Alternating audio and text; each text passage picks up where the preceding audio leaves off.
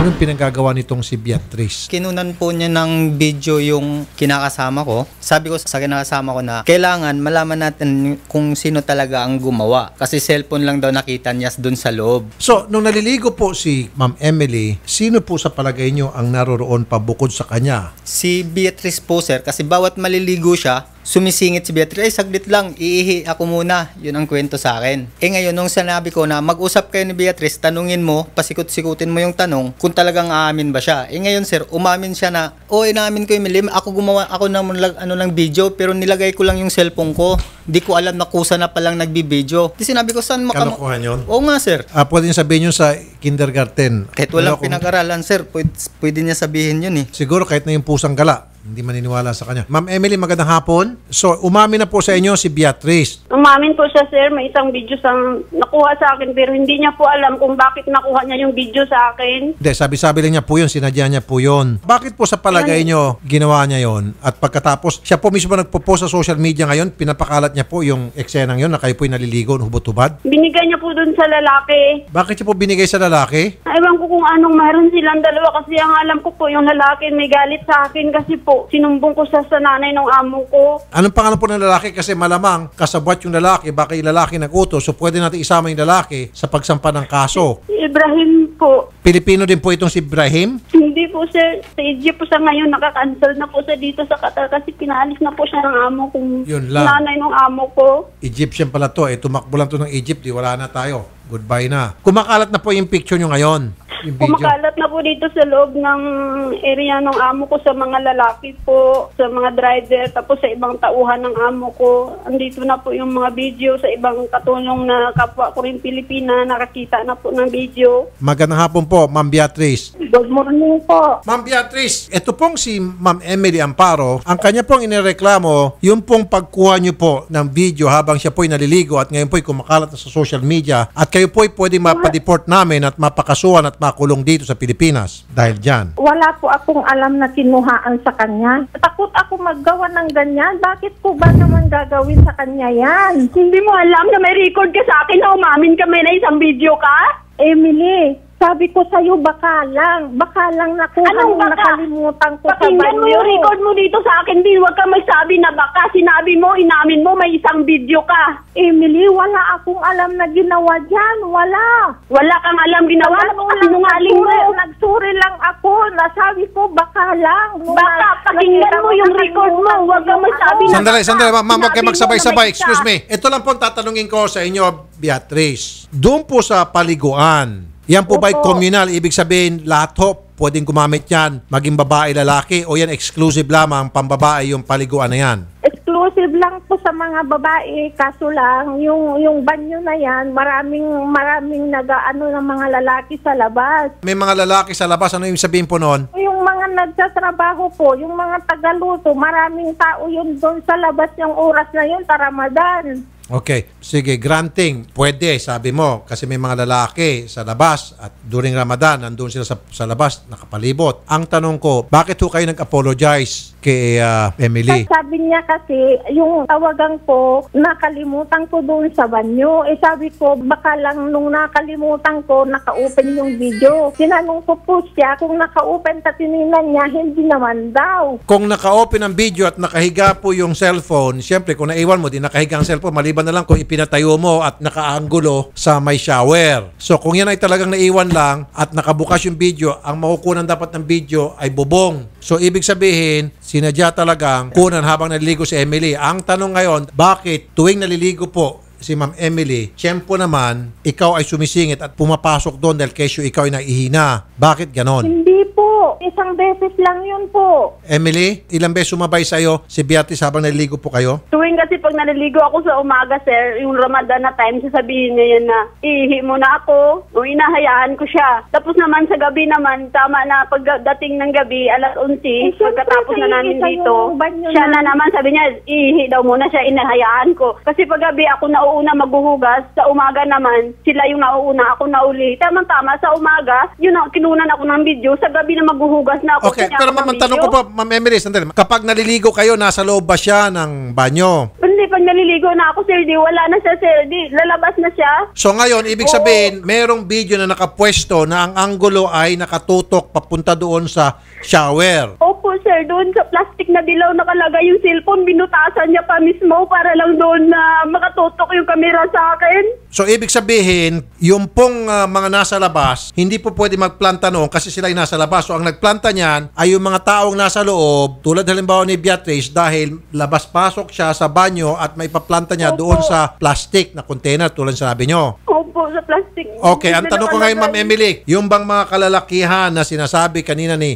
Beatrice ay nasa labas, may mga kalalakihan, mga cook at kung sino-sino pa, sila ba ay nakakapasok po sa banyong yon? Wala, hindi yun sila nakakapasok, sir. Sa gabi, hindi yun sila pumapasok doon kasi nga may CCTV. Pag may lalaki nakapasok doon, makikita po sa kamera. So yung banyong yon ay sa loob ng isang bahay, Hindi po doon lang po sa labas ng kwarto namin. pero walang lalaki nakakapasok doon. Wala po kasi yung CR po, katabi po ng kitchen. Tapos ng kitchen, kwarto namin. Tapos kwarto nila Beatrice. Ganun po. So ang pagkakalam nyo po, yung pong tabo, binutasan at iplinanta doon. Plastic na silopin po yung nakasabit doon sa bakal. At may CCTV po. At may CCTV po ngayon dito, nakatutok po yun sa CR. Kung sino pumapasok sa CR, makikita po. Basta walang lalaki po makapasok dito sa Okay, CR. Simula good. nung dumating ako dito, walang So lalaki simulan na dumating ho nakapasok kayo, sa chinek CR. nyo po sa CCTV, walang mga lalaking pumapasok labas doon sa banyong yon. Hindi po nasik sa CCTV kung may pumapasok ba or wala. Hindi po nila tiningnan kasi sinabi ko na po kay mama na,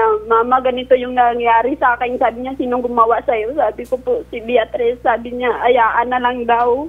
Is it possible na yung mga lalaki Mga na... lalaki, hindi po nila magawa yun. Hindi po yung lalaki, siya po, sir. So, ang the only person na palaging chinechempuan bago ikaw maligo na pumapasok Siya po. doon, si Beatrice, na ibig sabihin, Opo. bago ka maligo, punesto niya na doon sa tabo na nakasabit kanyo yung kanyang cellphone. O, doon na po niya nakalagay. Ano naman po siguro ang dahilan kung bakit ginagawa ito ni Beatrice sa inyo? Yung siguro inutusan niya siya ng lalaki kasi yung lalaki may galit sa akin kasi nga sinumbong ko kay mama yung ginagawa niya sa akin sa loob ng sasakyan na sinasaktan niya ako, pinipilit niya ako na kung may gusto ako sa kanya, sabi ko wala akong gusto sa'yo. Okay, so yung lalaking yun, ma'am, yung Egyptian at saka si Beatrice magkaibigan? Hindi yun sila magkaibigan, sir, may relasyon yun sila.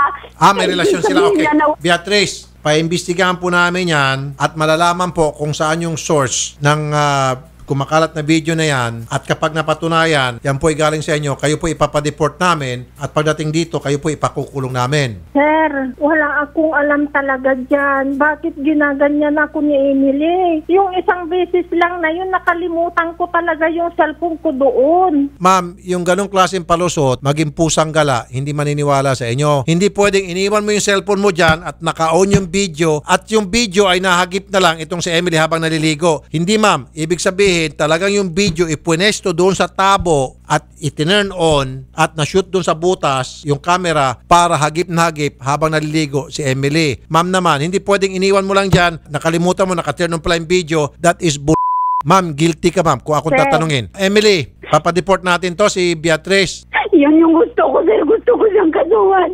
Kaso lang, ang sabi ng agency ko, hindi daw siya pwede ba ipa-default. Kasi po, yung amo po namin Katari, may makilalang tao po. Hindi. Kasi ang gagawin natin, government to government, gobyerno po natin at gobyerno po ng Qatar mag-uusap tungkol dyan. I-involve po natin yung Polo, OWA, kung ano pang ahensya ng gobyerno na para makakuha ko kayo ng hustisya. Okay, ma'am? At dito ho sa Pilipinas, pwede ho natin sampahan ng kaso itong si Beatrice. Beatrice, Please naman, sir, wala naman akong alam dyan. Maawa naman kayo sa akin. Bakit, Ginawa mo Emily? yung naawa Bakit ka ba ginanyan sa mo akin, ako? Daddy? Wala naman akong alam na ginawa sa'yo. Ito lang isipin mo, ang bait ng pinakita mo sa akin, te.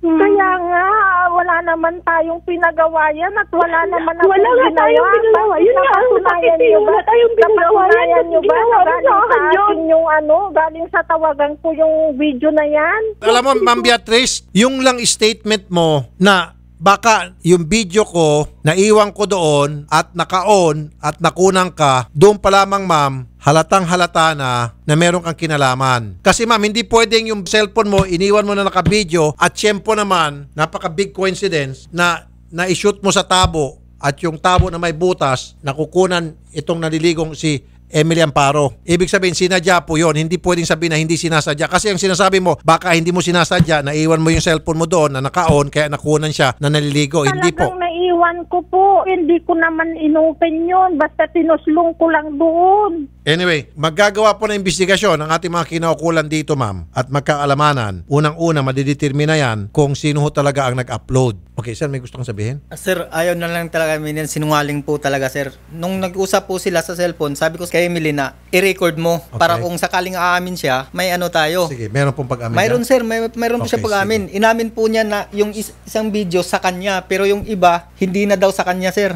Ma'am, meron kang recorded conversation na meron kang pag-amin. Doon sa pag-amin mong yan, makikita na talaga na guilty ka. Sorry, mama, talagang dapat ma-deport ka. Okay? Kasi ano ko yung sinabi niya na naiwan ko yung cellphone ko sa Ma'am, banyo. alam mo, pwede mong lukuhin siguro yung sarili mo, batuk-batukan mo kasi maglulukuhan ka ikaw at saka yung sarili mo, pero hindi mo po pwede kami lukuhin. May pag-amin ka na, number 1, tapos number 2, sasabihin mo na hindi sinasadya, naiwan mo yung cellphone mo, na-record yung pagliligo ni Ma'am Emily. Ma'am, ang daming butas po sa mga pinagsasabi Nagsabi mo. naman po ako ng bakalang Kaya hindi ko naman alam yun. Hindi ako sanay sa mga ganyan. Anyway, magkakaroon na po ng investigasyon. Sige ma'am, paimbestigan na namin to, Miss Beatrice. Anyway, meron ka ng pag-amin, sapat na po yun. Alright? Miss Emily, tatawagan po natin yung mga ahensya ng gobyerno na pwede yung tumulong sa gagawing investigasyon, okay? Okay po, sir. Thank you po. At unang-unang gagawin natin, siguro ipabura po kung saan mang site yun para ma-delete na po yun, Hindi okay? na yun si mabura, sir. Kasi sabi nung lalaki, ipopost niya na daw yun sa Facebook. Kaya nga po, meron po pamamaraan kung sa Facebook po yan o kung sa YouTube, magagawan po ng paraan yan, okay? Okay po, sir. Sasabihin ko kay Beatrice, huwag na siya magsinungaling. Aminin niya na. Umaamin naman siya nung una. Ngayon, itatanggi niya. Kalukuhan yung ginagawa niya. Mensahe po Sabi ko, kay Emily.